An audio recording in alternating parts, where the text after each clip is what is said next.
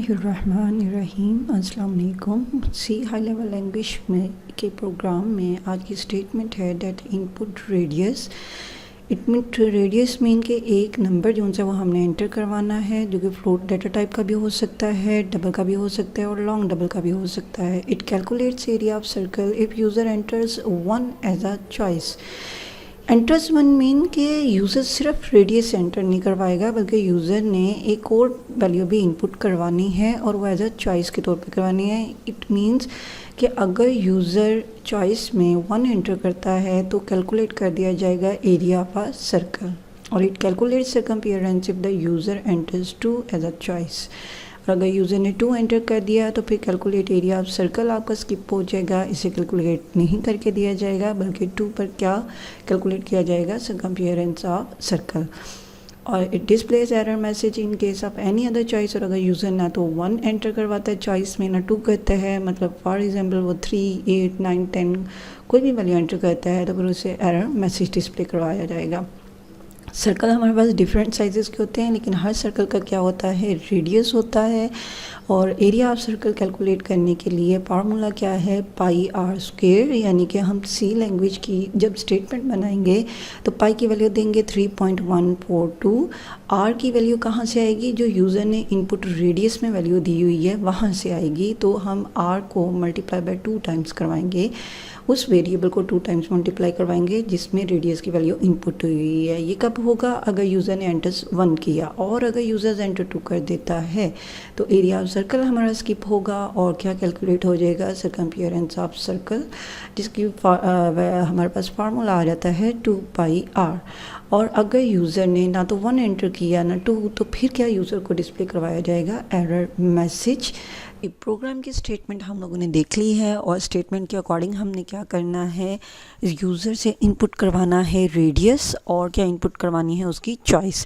तो इनपुट करवाने के लिए हमने 3 स्टेप्स को फॉलो करना होता है। वेरी फर्स्ट हम वेरिएबल को डिक्लेयर करते हैं जिसमें यूज़र ने इनपुट स्टोर करवानी है ड्यूरिंग द प्रोग्राम एग्जीक्यूशन। तो रेडियस के लिए मैंने फ्लोट डाटा टाइप ले लिया है, क्योंकि मोस्टली जो हमारे पास रेडियस होता है वो पॉइंट नंबर्स की फॉर्म में होता है, इंटीजर में नहीं होता। अब सेकेंड वन यूज़र ने जो एंटर करना है वो चॉइस एंटर करनी है, यानी कि यूज़र से पूछा जा रहा है कि अगर वो 1 इनपुट करवा देता है तो एरिया ऑफ सर्कल कैलकुलेट कर लिया जाए, और अगर वो 2 एंटर करवा देता है तो फिर सर्कमफियरेंस ऑफ अ सर्कल जो उनसे उसको कैलकुलेट करवा दिया जाए। दैट्स वाई यहाँ पे मैंने जो उनसी दूसरा वेरिएबल चॉइस डिक्लेयर किया है उसके लिए मैंने डाटा टाइप ले लिया इंट, क्योंकि हमें पता है कि इंट वो डाटा टाइप है जो वेरिएबल में वैल्यू स्टोर करवाएगी विदाउट डेसिमल पॉइंट नंबर्स को। इनपुट लेने के लिए फिर दूसरा स्टेप हमारा क्या होता है, प्रिंटएफ है, यानी आउटपुट फंक्शन है, जिसमें हमने यूज़र को मैसेज जो सा है वो शो करवाना है कि वो क्या एंटर करे। जिस तरह आप अपने कंप्यूटर को या मोबाइल को ओपन करते हो तो वो आपसे कहता है कि एंटर पासवर्ड, तो यहाँ पे हम यूज़र को मैसेज कर देंगे कि एंटर रेडियस को एंटर करे। ठीक है जी। यूज़र के पास जब ये वाला मैसेज आएगा तो स्कैनएफ के थ्रू जो सा है, यानी स्कैनएफ जो इनपुट फंक्शन है, उस इनपुट फंक्शन के ज़रिए आपकी रेडियस की वैल्यू कहाँ पे जाके स्टोर हो जाएगी, आर वेरिएबल में, क्योंकि रेडियस के लिए हमने एज अ प्रोग्रामर जो बनाया है अपना वेरिएबल, उसका नाम क्या रखा है, आर। इसके बाद फिर हमें एक और प्रिंटएफ यूज़र को मैसेज देना पड़ेगा, क्योंकि रेडियस के साथ साथ यूज़र ने क्या इनपुट करवाना है, चॉइस। तो हम यहाँ पे यूज़र को चॉइस ये दे देते हैं कि एंटर 1, किसके लिए 1 एंटर करें, calculation of the area of circle. तो हम यहाँ पे कर देते हैं एरिया ऑफ सर्कल, के यूज़र को पता चले कि जी अगर मैं 1 एंटर करूँगा तो फिर मेरे पास किसकी आउटपुट आएगी, कैलकुलेशन ऑफ एरिया की आएगी। /n लगा के हम लोग यूज़र से फिर उसको एक चॉइस दे देते हैं कि या वो फिर क्या कर दे, 2 एंटर कर दे, किसके लिए, सर्कमफियरेंस ऑफ सर्कल।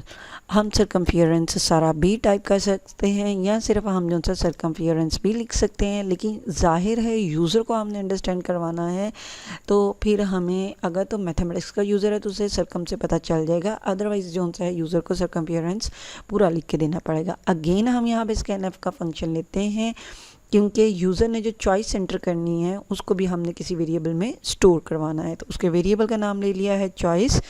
तो एड्रेस ऑपरेटर के साथ हम चॉइस यहाँ पे टाइप करेंगे। ये आर्ग्यूमेंट लिस्ट है आपके स्कैनएफ फंक्शन की, और यहाँ पे स्कैनएफ फंक्शन को फॉर्मेट स्पेसिफायर में क्या दिया जाएगा, अब यहाँ पर डी बताएंगे कि आप डी क्यों दिया जा रहा है। डी इसलिए यहाँ पे दिया जा रहा है क्योंकि चॉइस वेरिएबल की जो डाटा टाइप है, यहाँ पे देखें इस वेरिएबल की डाटा टाइप है इंट, ठीक है। दैट्स वाई यहाँ पे हमने ले लिया है फॉर्मेट स्पेसिफायर डी। यहाँ तक तो हमारा जो सा प्रोग्राम की स्टेटमेंट है कि जी इनपुट करवाए, रेडियस को इनपुट करवाए, चॉइस को, वो कंप्लीट हो गई है। नेक्स्ट वन है हमारे पास कैलकुलेशन आ जाती है, लेकिन कैलकुलेशन हम डायरेक्ट नहीं करेंगे क्योंकि यूज़र ने अपनी मर्ज़ी से वैल्यू को कैलकुलेट करवाना है। तो यहाँ पे सिलेक्शन स्ट्रक्चर लगेगा इफ़ का, ठीक है। इफ़ सिलेक्शन स्ट्रक्चर क्या करता है, on the basis of condition या तो आपकी स्टेटमेंट को एग्जीक्यूट करता है अगर आपकी कंडीशन ट्रू हो, और अगर कंडीशन फॉल्स हो तो उसे क्या कर देता है, उसके बाद उसको आपकी स्टेटमेंट्स को स्किप कर देता है कंडीशन फॉल्स होने पे। चॉइस हमने क्या दी थी कि यूज़र 1 एंटर करेगा तो कैलकुलेट करवाया जाएगा एरिया ऑफ अ सर्कल, और ये जो सा है यहाँ पे जो मैं कर्ली ब्रेसेस लगा रही हूँ, ये कर्ली ब्रेसेस आपकी इफ़ स्टेटमेंट की बॉडी आ जाती है, ठीक है, यानी कलेक्शन ऑफ द स्टेटमेंट आ जाती हैं जिन्हें हम कंपाउंड स्टेटमेंट भी कहते हैं अगर इफ़ की कंडीशन के बाद आ जाए। अब इस चीज़ को अंडरस्टैंड कीजिएगा, इफ़ कीवर्ड है, इफ़ कीवर्ड के बाद हमें यहाँ पर ये जो छोटी ब्रैकेट है जिसे हम पैरेंथेसिस कहते हैं, पैरेंथेसिस के दरमियान में हमें क्या लगाना होता है, रिलेशनल ऑपरेटर। यहाँ पे जो मैंने रिलेशनल ऑपरेटर लगाया है ये वाला डबल इक्वल साइन का, इसे हम लोग क्या कहते हैं, इज़ इक्वल टू ऑपरेटर, और ये is equal to operator comparison करेगा, लॉजिकल ऑपरेटर है। कंपैरिजन करने के बाद ये हमें बताएगा कि जो चॉइस वेरिएबल के पास अगर वैल्यू यूज़र ने 1 दी है और यहाँ पे ये जो 1 है ये क्या है, ये कांस्टेंट इंटीजर 1 है, यानी इसकी value during the program execution change नहीं होनी। इस 1 के अंदर ये जो 1 है इसकी को कंपेयर करवाया जाएगा चॉइस वेरिएबल की वैल्यू के साथ। चॉइस में भी अगर 1 हुआ और ये 1 इज़ इक्वल टू किसके आ गया, इस 1 के इक्वल आ गया, तो कंडीशन हमारी ट्रू हो जाएगी। किसकी ट्रू होगी, इफ़ स्टेटमेंट की ट्रू हो जाएगी। तो इफ़ की कंडीशन ट्रू अगर होगी तो फिर हमने क्या कैलकुलेट करके देना है, एरिया ऑफ सर्कल। तो हम यहाँ पे ये भी कर सकते हैं AOC mean area of circle, और एरिया ऑफ सर्कल का हमने फार्मूला देखा है वो क्या है, 3.142, यानी ये पाई की वैल्यू है। इसको मल्टीप्लाई किससे करवाया जा रहा है, इसको मल्टीप्लाई करेंगे r से, और फिर इसको मल्टीप्लाई हम किससे करवाएंगे, r से, यानी 2 टाइम्स। और अगर हम r से इसको मल्टीप्लाई नहीं करवाना चाह रहे तो देन हम यहाँ पर पावर का फंक्शन भी लगा सकते हैं, जो कि मैंने आपको पिछले प्रोग्राम में बताया था। अब देखें, मैंने अगर AOC वेरिएबल लिया है तो इसको मैं यहाँ पे पहले डिक्लेयर भी करने जा रही हूँ, लेकिन इस AOC का मतलब जो पर्पज़ है वो ये नहीं है यूज़र इनपुट करवाए, बल्कि इसका पर्पज़ क्या है कि यूज़र ने जो वैल्यू रेडियस को दी हुई है R वेरिएबल को, और जो चॉइस को दी हुई है उसके अकॉर्डिंग अगर चॉइस 1 है तो R की वैल्यू को 2 दफ़ा मल्टीप्लाई करवाएं और कहाँ पे स्टोर करवा दें, AOC में स्टोर करवा दें। जब ये AOC में स्टोर हो जाएगी और कैलकुलेशन हो जाएगी तो इसके बाद हम लोगों ने क्या डिस्प्ले करवाना होता है, आउटपुट, यानी हमने रिजल्ट डिस्प्ले करवाना है। और इतना कोड हम पहले पिछले प्रोग्राम में भी कर चुके हुए हैं। यहाँ पे हम डबल कोटेशन में लिख देंगे एरिया ऑफ सर्कल, क्योंकि यूज़र की चॉइस थी एरिया ऑफ सर्कल का रिजल्ट निकाल के दें, तो area of circle is equal to format specifier 2.4। अगर हमने पॉइंट के बाद कितनी वैल्यूज़ लेनी है, 4 लेनी है, और जो 2 है ये टोटल फील्ड विड्थ को लेता है। अगर ये कम भी हो तो इससे कोई फ़र्क नहीं पड़ता, लेकिन पॉइंट के बाद अगर आपने 4 लिया है तो आउटपुट में भी पॉइंट के बाद कितनी वैल्यूज़ आनी है, 4 ही आनी है, ठीक है। इसको अभी हम आउटपुट में देखते भी हैं। कॉमा के बाद एरिया ऑफ सर्कल किस में कैलकुलेट कराया है, AOC वेरिएबल में, तो हम AOC वेरिएबल यहाँ पे टाइप कर देते हैं। AOC वेरिएबल की जगह पर हम कोई और वेरिएबल का भी नाम लिख सकते हैं, लेकिन अगेन उसके लिए डिक्लेयर करना लाजमी है। इसके बाद मैं सिर्फ इफ़ की कंडीशन नहीं लगाऊंगी, यहाँ पे मैंने इफ़ एल्स का जो हमारा स्ट्रक्चर है उसको यूज़ करेंगे। एल्स का मतलब होता है वरना। देखिए यूज़र को हमने प्रोग्राम में ये कहा था कि अगर यूज़र 1 एंटर करता है तो एरिया ऑफ सर्कल कैलकुलेट करके दे, और अगर वो जो है 2 एंटर कर देता है फिर उसको क्या हमने कैलकुलेट करवा के देना है, फिर हमने उसको कैलकुलेट करवा के देना है सर्कमफियरेंस ऑफ सर्कल। लेकिन 1 या 2 किस वेरिएबल के अंदर जाके स्टोर होना है, चॉइस वेरिएबल में स्टोर होना है। सो यहाँ पे चॉइस वेरिएबल की वैल्यू अगेन कंपेयर किसके साथ करवाई जाएगी, इज इक्वल टू ऑपरेटर के साथ, लेकिन अब हम लेंगे 2 को। ठीक है, प्रोग्राम की स्टेटमेंट को ध्यान में रखिएगा। चॉइस इज इक्वल टू क्या है, अगर 2 आ जाती है, ये जो अब मैं कर्ली ब्रेसेस लेने लगी हूँ, ये कर्ली ब्रेसेस क्या है, ये कंपाउंड स्टेटमेंट आ जाएंगी हमारे इफ़ एल्स स्ट्रक्चर के बाद में। ठीक है, ये हमारा इफ़ एल्स है। एल्स इफ़ क्यों लिया है अब यहाँ पर, इफ़ अगर यूज़र यहाँ पे 1 एंटर नहीं करता और वो 1 इज इक्वल टू 1 नहीं होता तो ये कंडीशन हो जाएगी फॉल्स। फॉल्स होगी तो AOC प्रिंटफ ये वाली दोनों स्टेटमेंट हमारी स्किप हो जाएंगी, और आपके कंप्यूटर का कंट्रोल किसे एग्जीक्यूट करवाएगा, एल्स इफ़ को, वरना वो किसके पास चला जाए, अगली कंडीशन के पास, अगर है तो उसके पास चला जाए। यहाँ पे आएगा तो यूज़र ने अगर 2 एंटर किया हुआ है तो 2 इज इक्वल टू 2 हो जाएगा, कंडीशन ट्रू हो जाएगी। कंडीशन ट्रू हो जाएगी तो अब हमने क्या कैलकुलेट करके देना है, एरिया ऑफ सर्कम यानी सर्कमफियरेंस। हम सिंपली इस वेरिएबल का नाम जो सा है वो सर्कम भी रख सकते हैं। Circum is equal two means assignment operator, ये जो मैं लगा रही हूँ इट इज़ असाइनमेंट ऑपरेटर, और ये जो लगा हुआ है ये is equal to logical operator है, कंपैरिजन ऑपरेटर है, जिसने इनकी वैल्यू को कंपेयर करना, या इन्हें हम रिलेशन ऑपरेटर भी कहते हैं। तो circum assignment operator, circumference of area किसके का फार्मूला क्या होता है, 2 मल्टीप्लाई बाय किससे किया जाता है, 3.142।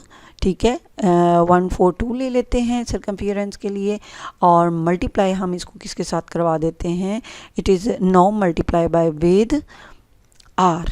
ठीक है, क्योंकि सर्कमफियरेंस भी क्या करता है, हमारे रेडियस की वैल्यू के साथ मल्टीप्लाई करके इसका रिजल्ट देता है। अब जब ये कैलकुलेट हो जाएगा हमारे पास, तो हमने यूज़र को प्रिंट एफ के थ्रू बताना भी है कि देखें अगर आपने सर्कमफियरेंस ऑफ एरिया हमसे मांगा था तो उसका रिज़ल्ट हमारे पास ये है, लेकिन आप हमें पहले बता दें कि आपको सर्कमफियरेंस चाहिए या फिर आपको क्या चाहिए, एरिया ऑफ सर्कल चाहिए। तो circumference of circle format specifier f लिया जाएगा। यहाँ पे भी हमारी मर्ज़ी है कि हम 2 पॉइंट के बाद अगर 3 वैल्यूज़ लेना चाह रहे हैं तो हम 3 लिखेंगे, लेकिन अगर 4 लेना चाह रहे हैं तो हम 4 लिखेंगे। लेकिन 2 जो सा है ये सिर्फ लेंथ के लिए लिया जाता है, इट इज़ नॉट नेसेसरी, और 2.4 लगाना भी ज़रूरी नहीं है। आप सिर्फ फॉर्मेट स्पेसिफायर एफ भी लगा सकते हैं, लेकिन वो पॉइंट के बाद आपको 6 वैल्यू फिर देगा।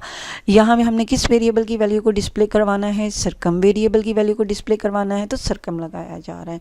अगेन याद रखें कि ये जो प्रिंट एफ है यहाँ पे हम किसी वेरिएबल की वैल्यू नहीं डिस्प्ले करवा रहे, इस प्रिंट एफ में भी नहीं करवा रहे, क्योंकि ये दोनों प्रिंट एफ यूज़र को मैसेज देने के लिए हैं, कि उसे यूज़र को अलर्ट करने के लिए है कि आप वैल्यू एंटर करवाएं, रेडियस की भी और चॉइस की भी। लेकिन यहाँ पे ये जो प्रिंट एफ लिया जा रहा है ना, ये आपके आउटपुट को डिस्प्ले करवा रहा है, और आउटपुट आपकी किस वेरिएबल में स्टोर हुई हुई है, AOC में, क्योंकि कैलकुलेशन आपकी अरिथमेटिक कैलकुलेशन यहाँ पर हो रही है। सिमिलरली यहाँ पर भी आपके पास है सर्कम इक्वल असाइनमेंट ऑपरेटर है, और 2 मल्टीप्लाई बाय 3 ये सारी कैलकुलेशन होगी, अरिथमेटिक ऑपरेशंस परफॉर्म किए जाएंगे, और रिजल्ट किसको दे दिया जाएगा, सर्कम वेरिएबल को दे दिया जाएगा। और यहाँ पर सर्कमफियरेंस ऑफ सर्कल जो सा है कैलकुलेशन के बाद सर्कम की वैल्यू को डिस्प्ले करवा दिया जाएगा। इसको हम थोड़ा सा ऊपर ले जाते हैं, क्योंकि अभी हमारे प्रोग्राम का एक और पार्ट भी बचा है, और वो क्या था, हमने प्रोग्राम की स्टेटमेंट में देखा था कि अगर आपका यूज़र जो सा है वो 1 भी एंटर ना करे, 2 भी एंटर ना करे, बल्कि वो कोई और वैल्यू जो सी है उसे एंटर कर दे, तो कोई और वैल्यू एंटर करवाने के बाद यूज़र को मैसेज आपने क्या डिस्प्ले करवाना था, उसको आपने बताना था कि यू एंटर्ड रॉन्ग वैल्यू, या आपने उसे मैसेज देना था एरर। ठीक है, error message, there is error, तो हम मैसेज यहाँ पे ये दे देते हैं, यू एंटर्ड रॉन्ग चॉइस, कि आपने रॉन्ग चॉइस एंटर कर दी है। चॉइस क्या थी हमारे क्वेश्चन के अंदर? चॉइस ये थी कि यूज़र जो सा है वो या तो इनपुट करवाएगा 1 को किसके लिए, एरिया ऑफ सर्कल के लिए, या फिर वो इनपुट किसको करवाएगा, सरकमफियरेंस ऑफ एरिया के लिए। तो देखें अगर हमारे पास ये इतना लेंथी प्रोग्राम बन रहा है, लेकिन ये इसके छोटे छोटे पार्ट्स बना लेंगे तो हमारे लिए इस प्रोग्राम को बनाना आसान होगा। ठीक है, सोर्स कोड हमारे पास बन गया है। सोर्स कोड के बाद हम इसे क्या करते हैं, कंपाइल करते हैं। अगर तो सेव करना है तो हम फाइल में जाके सेव कर लेंगे, अदरवाइज़ कंपाइल पे क्लिक करके Alt+F9 की को भी प्रेस किया जा सकता है और यहाँ पे भी किया जा सकता है। यहाँ पे है जी सरकम, क्योंकि देखिए मैंने सरकम वेरिएबल तो ले लिया है, यहाँ पर उसे यूज़ कर रही हूँ, लेकिन आप किसी भी वेरिएबल को उस वक्त तक इस्तेमाल नहीं कर सकते जब तक कि आप उसे डिक्लेयर नहीं किया होता, जब तक आपने, तो मैंने सरकम को अब डिक्लेयर कर लिया है। कंपाइलर अब मुझे कोई भी एरर जो सा है वो मैसेज जनरेट करके नहीं देगा।